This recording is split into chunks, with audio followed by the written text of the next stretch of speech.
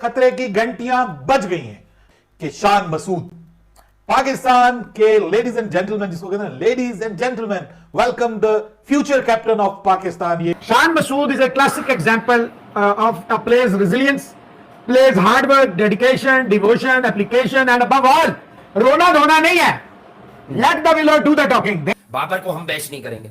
एक तो उस बेचारे की बैटिंग फॉर्म खराब है, ऊपर से आज जब से शान मसूद ने प्रेस कॉन्फ्रेंस की है वो पूरे मीडिया को देखकर अजीब सा हो रहा होगा कि Shan Masood is a wonderful guy, he knows how to speak, he knows how to handle Pakistani और इंटरनेशनल मीडिया। को सोचा नहीं है, लेकिन सोचने वालों ने अब सोच लिया है कि बाबर आजम शायद लंबी रेस का घोड़ा बतौर कप्तान साबित नहीं हो रहा, तो हमारे पास एक रिप्लेसमेंट होनी चाहिए ताकि बाबर को भी पता चले कि मियां every day is not Sunday. कप्तानी की फहरिस्त में आप शान मसूद को भी ऐड कर सकते हैं। इसने इस्लामाबाद की भी कप्तानी की है, इसने मुल्तान सुल्तान की भी बेहतरीन कप्तानी की है। रेवोल्यूशन आया, ये जो नहीं मानते थे इसने दिखाया है। मैं T20 का, लेकिन बाबर उसकी प्रेस कॉन्फ्रेंस से परेशान जरूर हो गया है। पाकिस्तानी मीडिया उसको कप्तान क्यों बनवाना चाहता है आप बहुत अच्छी तरह जानते हैं। तो दोस्तों, यहाँ पे जब से पाकिस्तान ने मैच हारा है एशिया कप का फाइनल मैच, तब से पाकिस्तान मीडिया में रोज न रोज एक बवाल होता जा रहा है।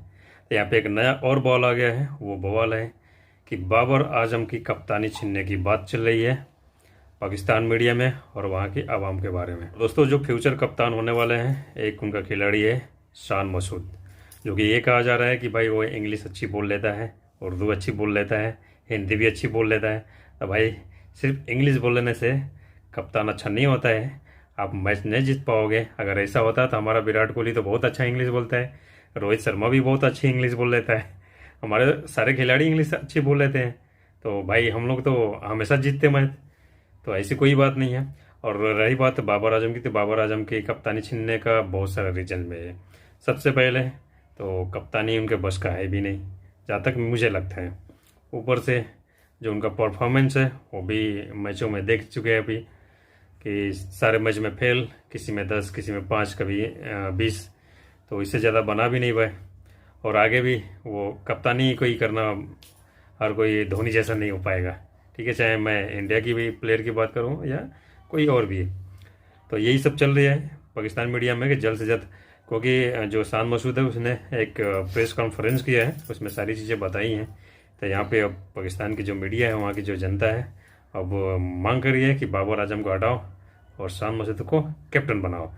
तो इसी पे रिएक्शन वीडियो है, चलिए देखते हैं पाकिस्तान मीडिया क्या कहती है। आज की ये प्रेस कॉन्फ्रेंस मैं अभी आपको बताऊंगा कि उसमें क्या हुआ है, और जो सबसे बड़ी चीज हुई है जिससे अब बाबर आजम के लिए खतरे की घंटी बजी है, और इससे पहले भी बजी थी, लेकिन वो खतरे की घंटी बाबर आजम ने बंद कर दी थी, लेकिन ये खतरे की घंटी शायद बाबर आजम इसको रोक ना पाए कि शान मसूद पाकिस्तान के लेडीज एंड जेंटलमैन, जिसको कहते हैं ladies and gentleman, welcome the future captain of Pakistan. ये बड़ा ही, जिसको आप कहते हैं ना कि डाउन टू अर्थ वो बंदा नजर आया है, बड़ा ही रेडी टू लर्न वो बंदा नजर आया है। जब भी उससे सवाल पूछा गया कि आप जो है वो आपकी पोजीशन जो है वो ये नहीं है, अगर आपको इस पोजीशन पे खिलाया गया, आप नाकाम हो गए तो आप क्या करेंगे, तो आपको वो हमेशा फ्लेक्सिबल नजर आया। एक बड़ा फ्लेक्सिबल प्लेयर है जो हमेशा लर्न करने के बारे में तैयार रहता है, और ये उसकी लर्निंग है कि एक वक्त ऐसा है कि वो टेस्ट क्रिकेट से भी बाहर निकल गया था, लेकिन क्या शानदार उसने कम बैक किया कि वो आज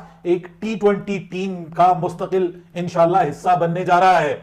और हमारे रमीज राजा भी कहा करते थे कि बाबर आजम के बाद से तो हमने कुछ सोचा ही नहीं है। ये बड़ी उसकी वीडियो वायरल गई थी, किसी ने कहा था कि बाबर आजम अगर नाकाम होता है तो फिर आप किसको कप्तान बनाएंगे, तो उसने कहा था कि बाबर आजम के अलावा तो हमने किसी को सोचा नहीं है, लेकिन सोचने वालों ने अब सोच लिया है कि बाबर आजम शायद लंबी रेस का घोड़ा बतौर कप्तान साबित नहीं हो रहा, तो हमारे पास एक रिप्लेसमेंट होनी चाहिए ताकि बाबर को भी पता चले कि मियां every day is not Sunday.